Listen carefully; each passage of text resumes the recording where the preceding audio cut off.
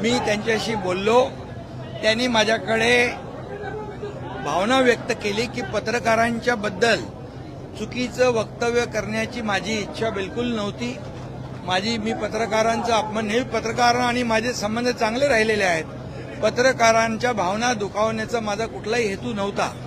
परंतु दररोज जे कोणी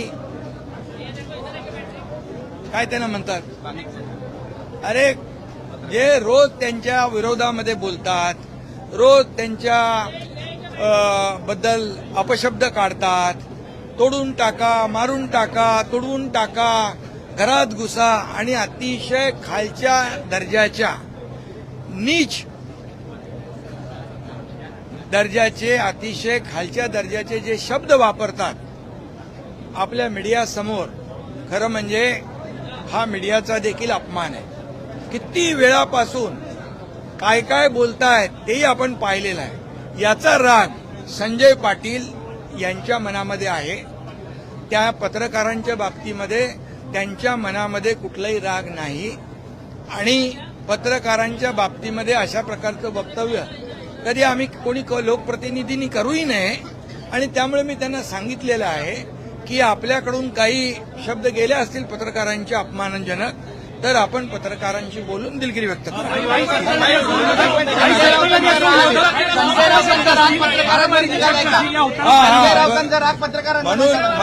म्हणून मी सांगतो, त्यांनी तशीच भावना व्यक्त केलेली आहे.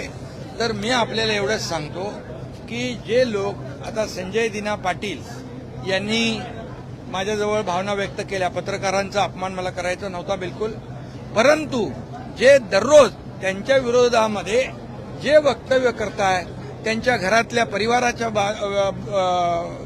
परिवाराच्या बाबतीमध्ये वक्तव्य करतात, हे अतिशय निंदनीय आहे. हे आता कुठली पातळी आहे? किती दिवस तुम्ही बघताय?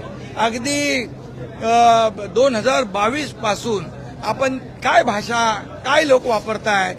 म्हणजे ही काय लोकशाहीमध्ये हे काय महाराष्ट्राची संस्कृती आहे का? ही महाराष्ट्राची परंपरा आहे का? अशा प्रकारे आई बहिणींचा उद्धार करणं, आई बहिणीवरून शिव्या देणं, हे किती, आणि पत्रकारांच्या समोर, आणि डोंट कटही म्हणायचं. अरे काय हे काय, म्हणजे कुठल्या थराला जाऊन तुम्ही ह्या महाराष्ट्रामधली संस्कृती अगदी रसातळाला पोहोचवलेली आहे. याचा राग संजय पाटील यांच्या मनामध्ये आहे.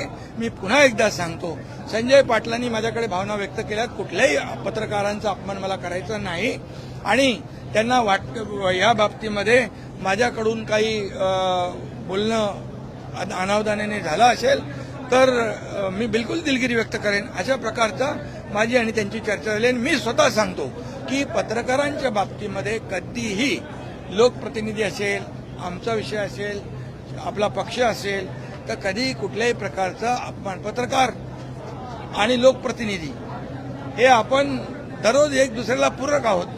त्यामुळे मी आपल्याला सांगतो, अशा प्रकारची भावना आमच्या कुठल्याही माणसाची नाही.